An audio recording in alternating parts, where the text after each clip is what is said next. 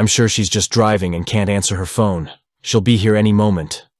I tapped my fingers on the desk and shot a pitiful smile at the little girl opposite me. It was a hollow promise. We'd already been sat there for so long it was starting to get dark outside. I'd already sent my teaching assistant home. What was the good in both of us suffering? This wasn't new. Some days it was minutes, but often it was hours. The only thing consistent about Charlotte's mother was her ability to forget she had a daughter. Charlotte was a bright child and a pleasure to teach. I couldn't understand why everything seemed to be so against her. The other kids were cruel to her, leaving her out of games and group activities. I'd tried gentle, private words with kinder members of the class, encouraging them to include her. They all said no. They said she was a witch. Children can be evil. You really get to see that when you teach the little crotch goblins. They were 8 years old and already ostracizing someone weaker, even going so far as to infer she was some sort of monster. How cruel. It made me really sad. The poor girl just couldn't catch a break. It was like no one wanted to be around her. She was a magnet forcing itself to the wrong end of another magnet. She repelled. It's okay, Miss Tackett. I know she isn't coming. Charlotte stared blankly at the desk in front of her. She hadn't bothered to put her coat on. She was that conditioned to expect being forgotten. Her legs swung lightly back and forth below it. Of course she's coming, Charlotte. Your mother loves you. She's, just very busy. That was a half lie. I couldn't definitively prove that Charlotte's mother loved her, and it certainly didn't seem that way sometimes. She would arrive late but unconcerned, almost reluctant to collect her child. She looked haggard and tired, more so each time I saw her. She often looked like she hadn't slept in days. She was jumpy, anxious, and irritable. It was obvious she needed help, that she was struggling. I tried not to judge her, but it was hard. I sat with her forgotten child every day after that bell rang. How tired do you have to be to forget a child? Your only child. And just like the other kids in the class, when Charlotte's mother would finally arrive, she looked at her as if she were some kind of monster. She doesn't love me. I felt my heart drop. They were words you never wanted to hear a child say about their mother. They should all feel loved, valued. The worst part was that she didn't even seem bothered. She was immune to it. I remembered the time I'd tried to make a report to social services about Charlotte. My concerns seemed like nothing to them. The girl was fed, clean, and always arrived on time.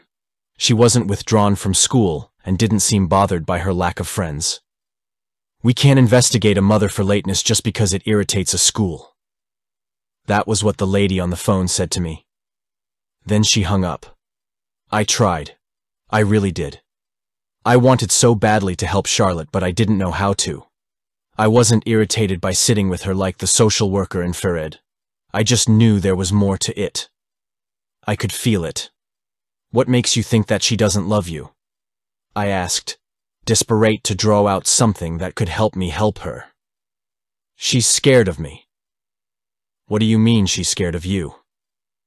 She locks her room when we get home and she doesn't come out until it's time to take me to school. She answered nonchalantly, swinging her feet under the desk. Doesn't she make you dinner? Of course, Miss Tackett. She leaves it prepared on the kitchen side. All I have to do is eat it. I thought of what an isolating existence that must be. To have no one to talk to all day and then go home to silence. What did Charlotte mean her mother was scared? What was her mother doing in that room? Does she have anyone in there with her? No, Miss Tackett. She just stays in her room. She says it's the only way she's safe. A lump started to form in my throat.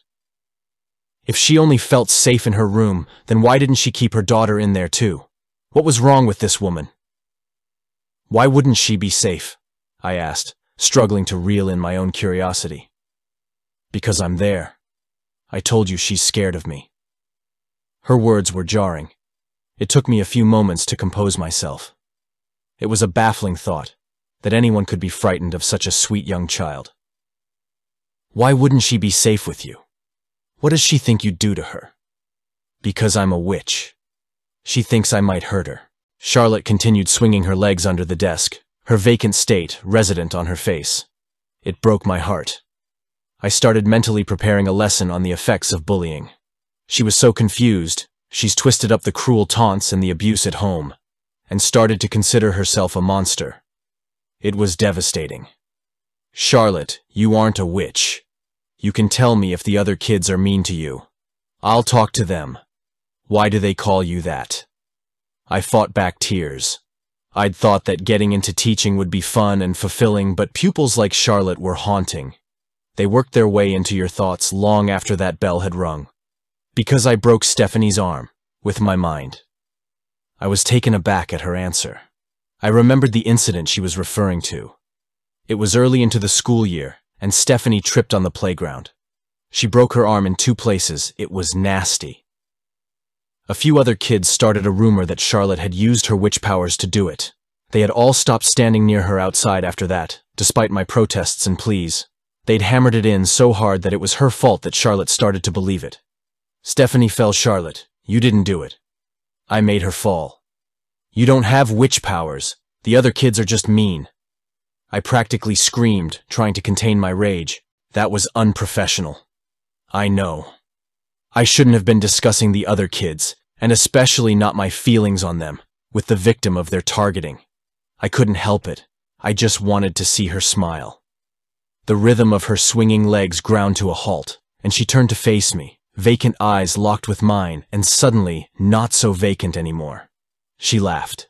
It was like the sound of nails running across a chalkboard, slowly, dragged out to prolong the torture. It wasn't a child's laugh. It was something mocking, awful. I felt the sudden urge to walk out of the classroom and leave, like everyone else in her life already had. I couldn't explain where it came from. Had it come from her? Or did I imagine it? No. It must have been me. She was a child. I had to stop thinking like that. "What if the other kids are right, though, Miss Tackett?" she asked sweetly, following that awful laugh. "They aren't." I shook my head and composed myself. Charlotte's mother would be here soon, and I could talk to her about her daughter, make her see how serious the situation was. I could help. "There's nothing wrong with you." Charlotte's facial expression changed. She frowned, trying to process my words and what they meant to her. It didn't take long, but I could see her calculating, trying to work out whether she believed me or not. Maybe I was finally getting through. Then it happened. I felt a crunch. Out of nowhere, I was struck by a steering pain in my arm. I felt parts of bone brush past each other as they snapped and jutted out of different point of flesh. I fell to the floor, screaming. "I never said there was, Miss Tackett. I like being a witch." She was doing this. A child. It was her. "Charlotte, please stop," I begged. "Your mother will be here any moment. Please. Please stop."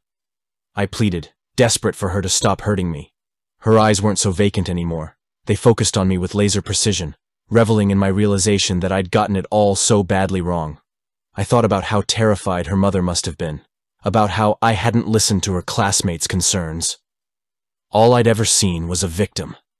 I was so wrong. She looked at me writhing on the floor in agony, and she rolled her eyes. I felt my heart pounding so hard, I thought it might burst through my flesh. "She's not coming, Miss Tackett." Charlotte stood up from behind the desk and took a step towards the classroom door. "What did you do?" I panted, wondering if that poor, tired woman was out there, if she was in the car and it was all just a cruel trick. The little girl flashed me one more sinister grin as she exited the room. "She isn't coming, Miss Tackett. My mother forgot to lock her door last night." I called him every word you can think of. The F word, the N word, the C word, the Z word, don't ask. It got to the point where nobody wanted to be friends with him for fear of association. It made him a social outcast, and I became the king of 7th grade. He was a smart kid, gifted even, and that only made it easier for me. If I remember right, he skipped a grade or 2 because of how fast he could process information. He was a genius, but for all that intellect, he could never figure out to act like a normal kid. He'd melt dolls on the playground at recess, hiss at people when they tried to touch him, make up weird stories about how he'd go monster hunting on weekends like a hero. Back when you're 13, you made stupid choices and do stupid things, mostly because you don't understand that all of you have the rest of your lives left. You don't understand that your classmates, even if they are weird or annoying, are also individual people and deserve to be treated as such. The regret didn't kick in for me until senior year of high school. I had heard that the kid was released from a psych ward after some mental breakdown, and felt that I might be partially to blame. Rumor had it he was on serious meds, but was taking classes from home. He had taken a turn when he got to high school, and the class size increased. Instead of branching out and meeting new people, he became even more secluded, surrounded by people he felt would never understand him. I didn't see him much in those 4 years, but felt that my constant teasing and taunts had convinced him he'd always be different. I wanted to call him and apologize for being such an asshole. I wanted to send him a handwritten letter, explaining that I was a stupid kid. I wanted to get coffee with him and tell me that I should have been better. That's the thing about apologizing when you know you're wrong. It's painful. I turned out to be a burnout in the end. My college grades slipped as my blood alcohol levels rose, and soon enough I got a letter of expulsion. I was grateful to get a fast food job after a few years of drifting, even though I was humiliated. Being 26 years old and having a teenager for a boss is a sickening feeling, something I wouldn't wish on anyone. The job was easy enough, though, to the point where I'd start sneaking my flask during bathroom breaks, or having a quick beer in my car while on break. I'm not proud of it, but you can only get the manager for so many Karens before you mentally slip a little. Cleaning up shit outside the toilet. Seriously? How and why do people do that? Making trash food in a deep fryer while covered in sweat, and having people complain if you miss a small detail in their meal will whittle away at anyone. I'd love to see politicians work a minimum wage job like that. They'd break down in minutes and vote to raise wages all around, I bet. That night, the accident was my fault. My flask had been emptied after a hard day, and I didn't stop at the red light. Nobody died, but I put myself and a family in the hospital. The 2 children were admitted to the ICU. The mother released but stood vigil over his sons. The father was in a coma. They were unsure how badly his brain was damaged, or if he'd wake up. I needed emergency surgery. I know that because the anesthesia didn't take. I was wide awake, wired even. I managed to glance over at the surgeon, hoping to get his attention somehow, hopeful as he met my eyes with a warm smile. Isopropyl and hand sanitizer scents filled the surgical room. 2 nervous aides were present, following the surgeon like scared little deer. I wanted to groan that I was being used as an example, but what anesthesia was working prevented me from making any noise. He rattled off the exact procedures he'd be doing to me, promising the aides I was out cold, even though my eyes were open. He said it was a thing some trauma patients did, as their bodies went into overdrive to keep them alive. Something about the brain trying to catch up with what's happening to the body. The aides must have been cheating in their classes, because they accepted this explanation with no questions at all. He told them not to be nervous, as he had overcome lots of personal obstacles to get to his position, and the aides would most likely do the same. I couldn't move when it clicked why his voice sounded so familiar, but I wanted to squirm and shake, anything to get their attention so they'd postpone the surgery. I felt the knife slice my chest open, felt the pull of skin across my ribs, felt the pressure of my punctured lung deflate, felt the crack as my broken sternum was rearranged, felt the setting of broken ribs. I felt all of it. Every little slice or scratch or tear. I even felt his hot breath in my ear when the aides weren't looking. Remember me? He grinned manically, laughing under his breath. Turns out there are far more painful things than just apologizing. This happened to me just 1 week ago, and I tell you, this is the scariest thing that has ever happened to me, and I will never forget it even if I tried to.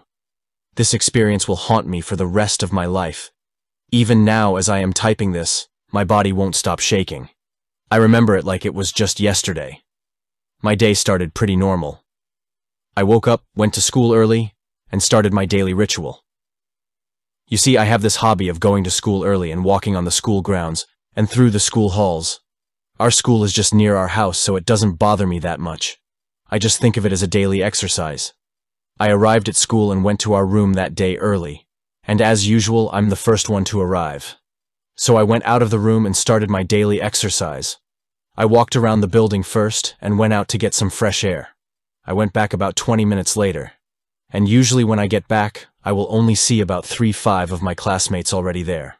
So you can imagine my surprise when I saw all my classmates already there sitting up straight looking in front. So I hurried to my seat, put my bag down, and sat. I looked at the front and was again surprised as my professor was already there, writing something on the board. What the fuck? I mumbled to myself. Something's not right here. I continued. So I talked to my seatmate Jessica to know just what was going on.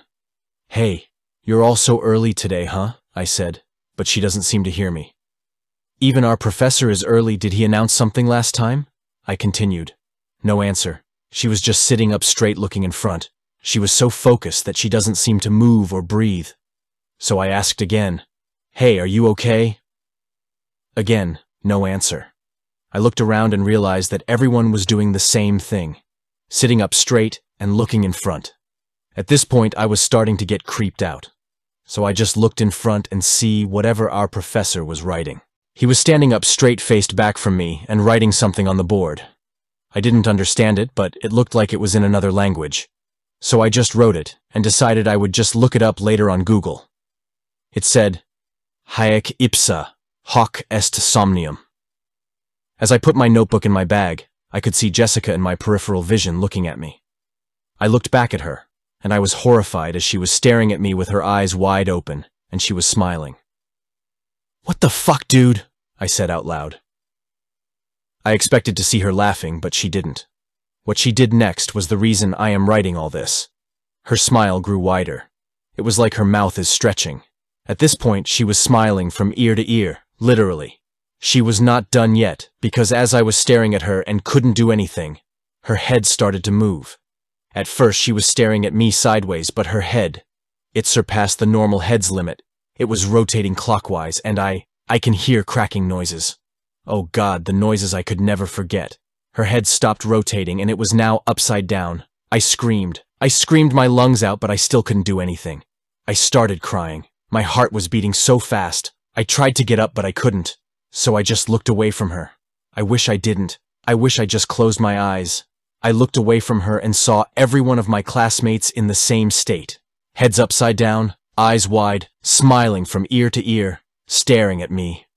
Oh God, I could never forget that sight. I screamed again, and I was crying so hard that I could not breathe anymore. Our professor, I tried to ask help, but he was in a worse state. His body faced the board, but his head was staring at me.